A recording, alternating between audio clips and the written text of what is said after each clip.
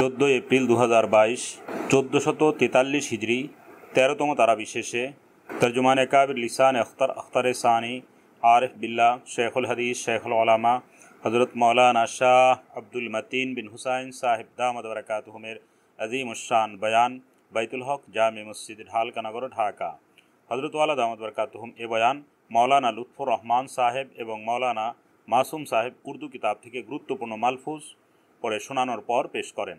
बिस्मिल्लाहिर रहमानिर रहीम। हकीमुल उम्मत मुजद्दिदुल मिल्लत हज़रत मौलाना शाह अशरफ अली थानवी रहमतुल्लाह अलैहिर किताब कमालात अशरफिया থেকে পড়া হচ্ছে। अमर बिल मारूफ का तरीक़, अमर बिल मारूफ करार तरीका। फरमाया कि हाथ से अमर बिल मारूफ करने का हुक्म आम नहीं बल्कि अहले हुकूमत के साथ ख़ास है। हज़रत रहमतुल्लाह अलैहि बोलें हाथेर माध्यमे আমর বিল মারুফ করার হুকুম সৎ কাজের আদেশ করা, দিন মোতাবেক আদেশ করা, দিন মোতাবেক আদেশ করার হুকুম হাতের মাধ্যমে, এটা ব্যাপক নয়, সকলের জন্য প্রযোজ্য নয়, বলকে আহলে হাতের মাধ্যমে মানে শক্তি প্রয়োগের মাধ্যমে, নিজের শক্তি প্রয়োগের মাধ্যমে সৎ কাজ করা, অসৎ কাজকে প্রতিহত করা, দুইটাই।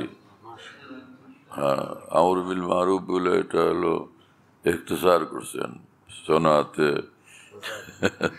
ইখতিসার। সৎ কাজের আদেশ, অসৎ কাজের নিষেধের ক্ষেত্রে নিজের শক্তি প্রয়োগ, শক্তি প্রয়োগটা এটা। হাতের মাধ্যমে মানে হাতের মাধ্যমে অর্থাৎ শক্তি প্রয়োগের মাধ্যমে সৎ কাজের আদেশ এবং অসৎ কাজ থেকে প্রতিহত করা, এটা সকলের জন্য নয়, বরং যাদের কর্তৃত্ব রয়েছে, ক্ষমতা রয়েছে তাদের জন্য। क्योंकि जहाँ हुकूमत न हो वहाँ नरमी ही मुनासिब है। যেখানে কর্তৃত্ব এবং ক্ষমতা নেই সেখানে নম্র আচরণ করাই উচিত। इमाम साहब ने इस राज को खूब समझा है। इमाम आज़म अबू हनीफा रहमतुल्लाह अलैहि এই রহস্যকে ভালো করে বুঝেছিলেন। चुनाचे फरमाते हैं कि कोई शख्स किसी का तंबूर या मज़ामीर यानी गाने बजाने के आलात तोड़ दे तो उस पर ज़मान लाजिम आवेगा। इमाम आज़म रहमतुल्लाह अलैहि बोलें যে কোনো ব্যক্তি যদি কারো বাদ্যযন্ত্র ভেঙে ফেলে তাহলে তাকে তার জরিমানা দিতে হবে। और साहिबैन फरमाते हैं कि ज़मान न आएगा।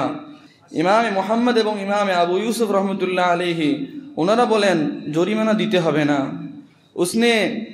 उसने एजाले मुनकर किया है, কারণ সে অন্যায় অপসারণ করেছে, অন্যায়কে দূর করেছে। और হাদিস में एजाले मुनकर के हाथ से भी हुक्म है, এবং হাদিসের মধ্যে অসৎ কাজকে হাত দ্বারা প্রতিহত করার হুকুম এসেছে। इमाम साहब रहमतुल्लाह अलैहि उसका जवाब देते हैं कि हाथ से एजाले मुनकर करने का इख्तियार हुक्काम को है, आवाम को उसका इख्तियार नहीं। ইমামে আজম রহমতুল্লাহ আলীর উত্তরে বলেন যে শক্তি প্রয়োগের মাধ্যমে অন্যায়কে প্রতিহত করা এটার অধিকার এবং ক্ষমতা শুধু এই ক্ষমতাবান লোকদের জন্য, হুকুমতের রাষ্ট্রীয় কর্তৃপক্ষের, সাধারণ জনগণের নয়। इमाम साहब के कौल का राज ये है कि आवाम की दस्तअंदाजी से फसाद होगा। ইমাম সাহেব রহমতুল্লাহ আলাইহির কথার রহস্য হচ্ছে যে সাধারণ মানুষ হস্তক্ষেপ করার দ্বারা, এইসব বিষয়ে হস্তক্ষেপ করার দ্বারা ফাসাদ সৃষ্টি হবে, আর সমাজে বিশৃঙ্খলা তৈরি হবে। और शरीयत का मकसूद अमर बिल मारूफ व नही अनिल मुनकर से इस्लाह है न कि फसाद। এবং শরীয়তে আমর বিল মারুফ এবং নহি আনিল মুনকার দ্বারা উদ্দেশ্য হচ্ছে সংশোধন হওয়া, বিশৃঙ্খলা তৈরি না হওয়া নয়, সংশোধন করা। ইসলাম মানে কি সংশোধন হওয়া, সংশোধন করা, বিশৃঙ্খলা তৈরি করা নয়, সংশোধন করা, জাযাকাল্লাহ, বিশৃঙ্খলা তৈরি করা নয়। लेकिन हुकूमत के दर्जे हैं, किंतु কর্তৃত্বের বিভিন্ন স্তর রয়েছে। बाप को बेटे पर, शौहर को बीवी पर, उस्ताद को शागिर्द पर फिल जुमला हुकूमत होती है। बाबार সন্তানের উপর, স্বামীর স্ত্রীর উপর, উস্তাদের ছাত্রের উপর মোটামুট কর্তৃত্ব থাকে। लिहाजा उनको अपने मातहतों के साथ हाथ से भी अमर बिल मारूफ का हुक्म है। एजন্য তাদের নিজেদের অধীনস্থদের সাথে ক্ষমতার মাধ্যমে আমর বিল শক্তির মাধ্যমে বা হাতের মাধ্যমে আমর বিল মারুফ করার হুকুম রয়েছে, লেকিন গैरों के साथ ऐसा न चाहिए, কিন্তু অন্য লোকদের সাথে এরকম করা যাবে না। ওয়াহা সিরিফ জুবান সে কাম লে, সেখানে শুধু হাত মুখ দ্বারা কাজ নিবে, আর ও ভি নরমি সে, এবং সেটাও নম্রতার সাথে। नीज अमर बिल मारूफ बुजुर्गों को भी किया जाता है, मगर নরমি মানে কি? নম্রতা, নরম আচরণের মাধ্যমে। হ্যাঁ, নরম আচরণ। কঠোরতা পথ নয়, বরং নরম আচরণের মাধ্যমে। नरम आचरण। जज़ाकल्लाह। नीज अमर बिल मारूफ बुजुर्गों को भी किया जाता है, मगर वहाँ नरमी के साथ अदब भी ज़रूरी है। साथे साथे আমর বিল মারুফ ভালো কাজের আদেশ বড়দেরকেও দেওয়া যায়, কিন্তু সেখানে নম্র আচরণের সাথে সাথে আদবও জরুরি। বিসমিল্লাহির রহমানির রহিম। মাওয়াইজে দর্দে মোহাব্বত কিতাব থেকে পড়ে শোনাচ্ছি। माँ बाप को सताने का आदाब, माता पिता के कष्ट देवा सजा। हदीस पाक में है कि और गुनाहों का आदाब तो आखिरत में होगा, लेकिन माँ बाप के सताने का आदाब दुनिया में भी मिलता है। पवित्र हदीसे बर्णित হয়েছে, অন্যান্য গুনাহের শাস্তি তো আখিরাতে হবে, কিন্তু माता पिता के कष्ट देवार शास्ति दुनियातेও भोग करते होवे। जो अपने माँ बाप को सताता है उसको मौत नहीं आ सकती जब तक वो अपने किए की सज़ा ना भुगत ले। যে ব্যক্তি নিজ মাতা পিতাকে কষ্ট দেয় তার ততক্ষণ পর্যন্ত মৃত্যু হবে না যতক্ষণ না সে নিজের কৃতকর্মের সাজা ভোগ করবে। एक हिंदू का किस्सा है, वह अपने छोटे बच्चे को गोद में लिए अपने घर के सहन में बैठा था। एक हिंदुर घटना, से निज छोटो बच्चा के कुले निये निज घरेर उठाने बसा छिलो। एक कौवा उसकी दीवार पर आकर बैठ गया। एकटी काक तार घरेर देयालेर ऊपर एसे बसे पड़ल। बच्चा ने अपने बाबा से पूछा, ये क्या है? बच्चे ने अपने बाबा से पूछा, ये क्या है? उसने कहा, बेटे ये कौवा है। तो बच्चा निज बाबा के जिज्ञेस करलो, एटा की? से उत्तरे बोललो, एटा काक। बच्चा बार बार पूछता रहा और वो बार बार उसे बताता रहा। बच्चा बार बार जिज्ञेस करछिलो एक ही प्रश्न, पिता बार बार एक ही उत्तर दिच्छिलेन। यहाँ तक के बच्चा ने 100 दफ़ा यही बात पूछी, एमन कि 100 बार पर्यंत एक ही प्रश्न कर लो।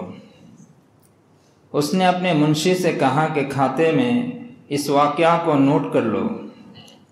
से निजेर मुंशी लेखक के बोलो, आमार नोटबुके ये घटना के लिखे रखो। बाबा बोलছে এটা লিখে রাখো। जब वो बुढ़ा हुआ तो एक दिन दीवार पर कौवा आकर बैठा, तो उसने अपने बेटे से कहा कि आई बेटे ये क्या है? যখন এই লোকটি বৃদ্ধ হয়ে গেল তখন একদিন ঘরের দেয়ালের উপর একটি কাক এসে বসলো। তখন সে নিজ ছেলেকে বলছে, बेटा এটা কি? उसने जवाब दिया कि ये कौवा है। ছেলে उत्तरे बोलो, এটা काक। 3 दफ़ा पूछने के बाद जब बाप ने चौथी दफ़ा पूछा तो बेटे ने कहा कि ज़्यादा टट्टर न करो, सीधे पड़े रहो। तो 3 बार যখন একই প্রশ্ন করলেন, তো চতুর্থবার যখন প্রশ্ন করলেন তখন ছেলে বলল যে বেশি তরতর করবেন না, সোজা হয়ে পড়ে থাকেন, শুয়ে থাকেন।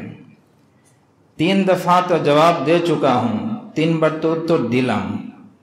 तो बाप ने अपनी नोटबुक मंगवा कर बेटे को दिखाई कि जब तुम छोटे थे तो तुमने यही सवाल मुझसे 100 दफ़ा पूछा था और मैंने 100 दफ़ा जवाब दिया था, और अब तुम 3 दफ़ा के बाद बेजार हो गए। তো নোটবুক আনালেন এবং ছেলেকে দেখালেন যে দেখো বেটা, যখন তুমি ছোট ছিলে তখন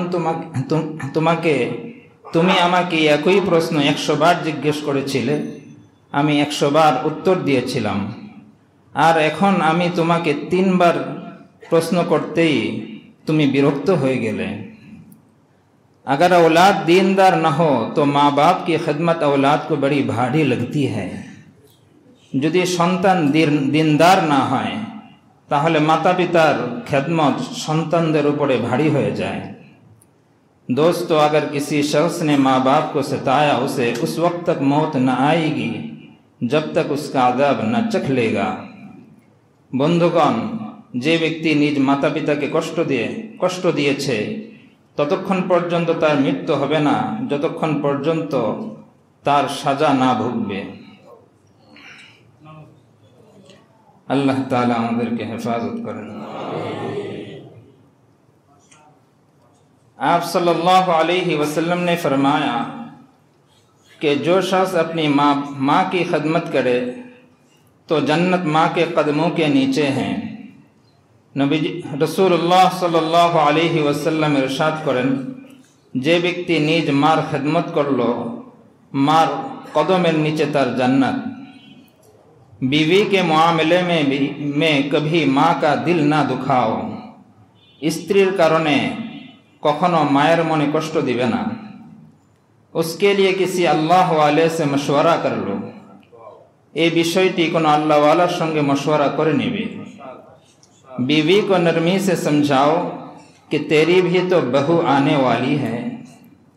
बीवी के नरम भाषा एक कथा बुझाबे जे तुम्हारो तो छेलेर बউ एक समय आसबे, लेकिन जो बीवी का हक है उसको भी अदा करते जाओ। बीवीर स्त्रीर जे हक आछे सेटाओ परिपूर्ण आदाय करबे। ये नहीं कि माँ के हकूक अदा करने के चक्कर में बीवी के हकूक तर्क कर दिए। एमनटी ना हय जब मायर हक आदाय करते जिए स्त्रीर हक बर्जन कर ले, बल्कि उलमाए दीन से माँ और बीवी दोनों के हकूक के बारे में पूछते रहो। बरং उलमाए दीनेर काछे माँ एवं स्त्री उभयर हकेर ব্যাপারে जिज्ञेस करते থাকবে। दोनों को खुश रखने की कोशिश करो, उभयकेই खुशी रखार चेष्टा करबे। दोनों का हक अदा करो, दोनों जनेरই हक अदाय करबे और उसका तरीक़ा पूछने के लिए तन्हाई में मुझसे मिलकर मशवरा कीजिए, या किसी से भी जिनको अल्लाह ताला ने बुजुर्गों की जूतियाँ उठाने की सआदत बख्शी हो, उससे तन्हाई में मिलकर मशवरा कीजिए।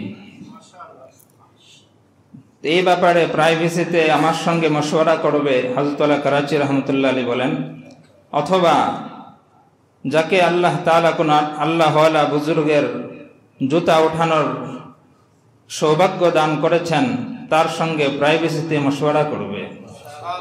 माँ बेटे में इख्तिलाफ चल रहा हो तो किसी आलिम को बुला लें ताकि वो फैसला कर दे। यदि सन्तान एवं मायर माझे मतबिरोध चलते थाके ताहले कोनो आलिम के डेके नेबे जाते विषयटी सिद्धांत करे दें। ऐसे उलमा की कमी नहीं जो अल्लाह के लिए आपको वक्त दे। एमन उलमाए दीनेर अभाव नहीं जरा अल्लाहर जन्य आपनाके समय दिबेन, अपने अपने हालात उनसे बयान करे, निज निज अवस्था तादेर निकट वर्णना करबेन। इंशाअल्लाह मशवरे की बरकत से बड़े बड़े फितने ख़त्म हो जाएंगे। इंशाअल्लाह मशवरार कारणे मशवरार बरकते बड़ो बड़ो फितना शेष हो जाए। मशवरे में अल्लाह ने बहुत बरकत रखी है। मशवरार माझे अल्लाह ताला अनेक बरकत रेखेछेन। जब भी कोई मामला पेश आए, मशवरा माने कि मशवरा परामर्श, जब भी कोई मामला पेश आए बुजुर्गान दीन से मशवरा कर ले। जखनी कोनो समस्या सृष्टि है तखनी दीनेर क्षेत्रे मुरब्बीदेर संगे परामर्श करे नेबे। बुजुर्गान दीनेर कथाई बोलो, बुजुर्गान दीनेर संगे परामर्श करे नेबे, बुजुर्गान दीनेर संगे परामर्श करे नेबे। ना हले दीनेर रास्ताय चलते गिये এখন সবাই বড় হয়ে যায়।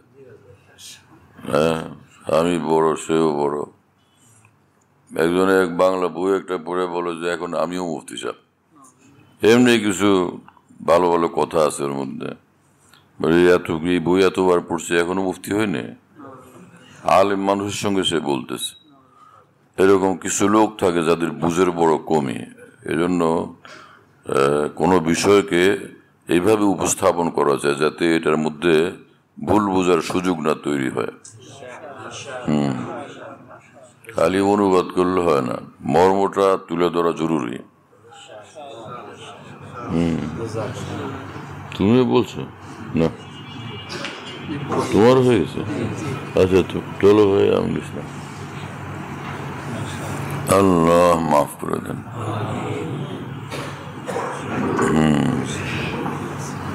এটা বহুত জটিল অধ্যায়, মুশকিল অধ্যায়, যে ঘরে ঘরে ঘরে ঘরে ঝামেলা।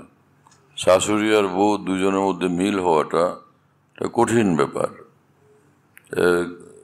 দোনো দিক থেকে, কখনো এই দিক থেকে ত্রুটি, কখনো ওই দিক থেকে ত্রুটি, কখনো উভয় দিক থেকেই ত্রুটি থাকে। কেউ কাকে মানতে চায় না, কেউ কাকে সহ্য করতে চায় না। এটা বড় বেশি আজব ধরনের বিষয়। ওই সকল মানুষ যারা নিজের সন্তানের ভুলও মানতে পারে না, নিজের সন্তানদের ভুল ত্রুটিও ক্ষমার নজরে দেখে না, সহজভাবে দেখে না, তারা বোর ত্রুটি বিচ্ছুতিকে সহজভাবে দেখবে কিভাবে? এইরকম মেয়ে সে শাশুড়ির ত্রুটি বিচ্ছুতিকে একটু রাগ ধমককে সহজভাবে দেখবে কিভাবে? মা ধমক দিলে সেটাকে হয়তো মানতে পারে, অনেকে তাও মানতে পারে না।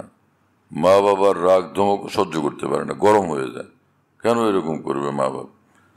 তো ওইভাবে সন্তানও খেপে, আবার সন্তানের ভুল ত্রুটি হলে মা বাপ জম খেপে, এবং সীমা থাকে না, সীমা অতিক্রম করা হয়ে যায়। তার মানে হলো দিনের বুঝের আমাদের মধ্যে বড় কমি, আখেরাতের ফিকিরের কমি। এইভাবে জীবনটা পরিচালনা করতে হবে যে আমরা কেউ তো ফেরেশতা না যে আমাদের থেকে কোনো ভুল ত্রুটি হবেই না। আর মানুষ আমরা, আমাদের মধ্যে কখনো রাগ আসে, গোসা আসে। রাগ গোসার উপরে আমল করা এটা কোনো ফরজ তো না, যে রাগ গোসা উঠছে এটার উপর আমল না করলে কিয়ামতের দিন হিসাব দিতে হবে যে তুমি এরকম নালায়কি কেন করছো, যে তুমি রাগ উঠছে, গোসা উঠছে, আমলই করো নাই।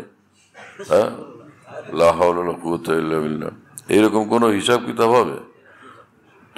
তো রাগ গোসা থাকলে ওই সময় চুপ থাকাই ভালো, কথা না বলা। রাসূল আকরাম সাল্লাল্লাহু আলাইহি ওয়াসাল্লাম বলছেন যে নিজের গোসা হজম করবে, অথচ তার এই গোসার মোতাবেক কিছু একটা ঘটানোর ক্ষমতা ছিল, কিন্তু সে সেটা না করে এটাকে হজম করলো। তো মাল আল্লাহ কালবাহু আমনান বা ঈমানান, আল্লাহ পাক তার অন্তরকে শান্তি এবং ঈমানের নূর দ্বারা পরিপূর্ণ করে দিবেন। তো দুনিয়া তো আখিরাত বানানোর জন্য, দুনিয়া নেকি কামানোর জন্য, দুনিয়ার জিন্দেগি আল্লাহকে খুশি করার জন্য। সেখানে যেখানে আমরা তসবিহ তাহলিল পড়ি আল্লাহকে খুশি করার জন্য, সূরা ইয়াসিন পড়ি আল্লাহকে খুশি করার জন্য, 2 রাকাত নফল পড়ি আল্লাহকে খুশি করার জন্য, নফল রোজা রাখি আল্লাহকে খুশি করার জন্য, দান সদকা করি আল্লাহকে খুশি করার জন্য। না, কোনো সময় কেউ লম্বা মুনাজাত করতে থাকা হয় তো আল্লাহকে খুশি করার জন্য। তো রাগ গুসা হজম করা সেটাও আল্লাহকে খুশি করার জন্য। হাজারো নফলের দ্বারা যেই পরিমাণ আল্লাহকে খুশি করা যাবে, গুসা হজমের দ্বারা তার চেয়ে বেশি আল্লাহকে খুশি করা যাবে, তার চেয়ে বেশি আল্লাহ পাকের সঙ্গে সম্পর্ক ভালো হবে, এবং তার চেয়ে বেশি আল্লাহ পাকের নৈকট্য এবং নূর বেশি অর্জন হবে। অথচ এই ক্ষেত্রে অধিকাংশ লোকজনই ফেল, অধিকাংশই পুরানা নামাজওয়ালা, পুরানা তাহাজ্জুদওয়ালা, পুরানা একদমই দিনওয়ালা, হ্যাঁ না, আমলওয়ালা, জিকিরওয়ালা, তেলাওয়াতওয়ালা, রাগ গুসা হজমের ক্ষেত্রে ফেল। এখানে যেন রাগ গোসার সঙ্গে তাল মিলানোই যেন এই ভদ্রতা এবং বুদ্ধিমানের পরিচয়, এমনটা মনে করা হয় কিনা তো কি জানে।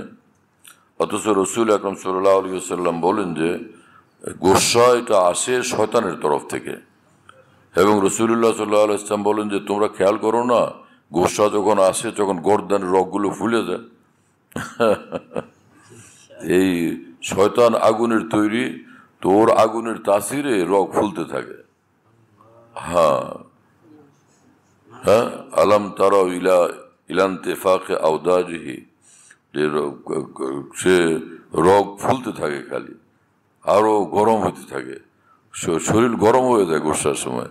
শয়তানই ওর আগুন দিয়ে গরম করে দেয়, শয়তানের আগুনের তাপে গরম হয়।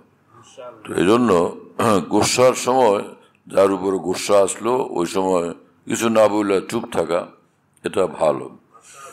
পরে শান্ত অবস্থায় দেখা যাবে যে বিষয়টায়, এই বিষয়ে কিছু বলাটা মুনাসিব কি না। এই যদি মনে হলো যে এটা একটা বিষয় সংশোধন যোগ্য, তাহলে শান্ত মুহূর্তে বিষয়টাকে বুঝিয়ে বলা, এটা এইভাবে না করে এইভাবে করা। আর যদি মনে হয় যে এটা বলা এমন কোনো জরুরি বিষয় না যেটা বলতে হবে, তাহলে এটা একদম টোটাল বাদ দিয়ে দেওয়া। কারণ জান্নাতে যাওয়ার জন্য দুই জিনিস দরকার, একটা হলো শুকর আর একটা হলো সবর। সবর করতে করতে জান্নাতে যাওয়া, শুকর করতে করতে জান্নাতে যাওয়া। দিন রাত এই দুইটা আমল সাথে রাখতেই হবে, শুকর করতে থাকা, সবর করতে থাকা। হ্যাঁ, তো সহ্য করতে থাকা, ধৈর্য ধরতে থাকা। আর গরমাগর্মির দ্বারা এই জাহান্নামের আগুন দিবে না। গরমাগর্মি করলে যে খুব গরমাগর্মি তেজাতেজি করে জান্নাতে চলে যাবো আমি, যত গরম হইতে পারি তত বড় জান্নাত। এইরকম কোনো বিষয় তো নাই। যার মেজাজ শরীফ যত গরম তার জন্য তত বড় জান্নাত, এমন কি আছে? এবং আল্লাহ রসুল তত খুশি হন যে এইগুলো খুব গরম মেজাজ, এমনটা। হ্যাঁ, তো এজন্য এই বিষয়ে কষ্ট করতে হয়। মেজাজ থাকে মানুষের মধ্যে, গোসা আসে, কিন্তু সেটা গোসার পক্ষে কাজ করতে নেই, সেটাকে দমন করা চাই, নিয়ন্ত্রণ করা চাই। মানুষের কাজ এটাই।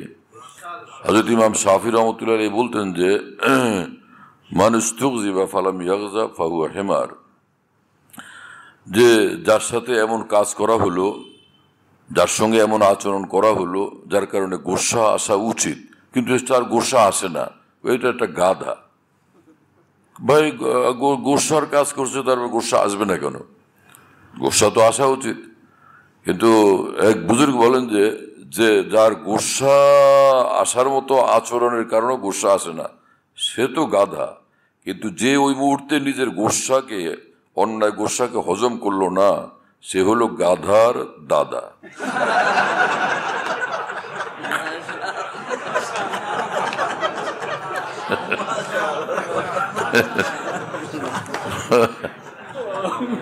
এক বুজুর্গ একটা বলছেন, আরেক বুজুর্গ ফিনিশিং দিচ্ছেন। ঘরে ঘরে ঘরে ঘরে গোসার কারণে, গোসা হজম না করার কারণে ঝগড়া ফাসাদ হয় আপনদের মধ্যে, সন্তানাদির মধ্যে, মা বাপের মধ্যে ঝগড়া, এবং ঘরে আপন লোকদের মধ্যে ঝগড়া, আত্মীয় স্বজনের মধ্যে ঝগড়া, শুধু এই মুখটা নষ্ট করার কারণে আর গোসা হজম না করার কারণে। জবান এটা বড় বিপদের কারণ হয়, আর গোসা সব তছনছ করে দেয়। জবানকেও কন্ট্রোলে রাখা এটা ইমানি দায়িত্ব, গোসাকে হজম করা এটা ইমানি দায়িত্ব।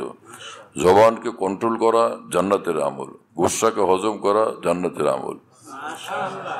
জবান কন্ট্রোলের দ্বারা অন্তরে নূরই নূর আসে, গোসা হজম করার দ্বারা অন্তরে নূরই নূর আসে। আল্লাহ আমাদের তৌফিক দেন, কবুল করেন। চলো ভাই, হালকা বিডি এই অ্যাপস, এটা খুলতে পারলে ওর মধ্যে বয়ান, কবিতা, বুকস ইত্যাদি সব একসঙ্গে পাওয়া যায়। খানকা বিডি হলো এরকম, স্পেলিং হলো KHANQAH, এর সঙ্গে লাগালাগি বিডি, খানকা বিডি। এই অ্যাপসটা খুললে ওর ভিতরে বয়ান গুলো পাওয়া যায়, ডাইরেক্ট শোনা যায় কি, এবং ডাইরেক্ট শোনা যায়। হযরত দামাত বারাকাতুহুর বয়ান, যেখানে বয়ান করেন সব বয়ান নেটের মাধ্যমে, টেলিগ্রামের মাধ্যমে পাওয়া যাচ্ছে। হযরত দামাত বারাকাতুহু যখন বয়ান করেন, বয়ানটা আমরা দেশ বিদেশ থেকে, দুনিয়ার যে কোনো জায়গা থেকে আমরা পেতে পারি। এই জন্য মুফতি শহীদুল ইসলাম হুজুরের নম্বরে যোগাযোগ করবেন 01715 80 18 69, 80 18 69 01715 80 18 69 বাহ যাতে মনে থাকবে ইনশাআল্লাহ সবার 01715 80 18 69 বলো ভাই 01715 80 18 69 অনেক সোজা তো ভাই মাশাআল্লাহ অনেক সোজা করে দিছে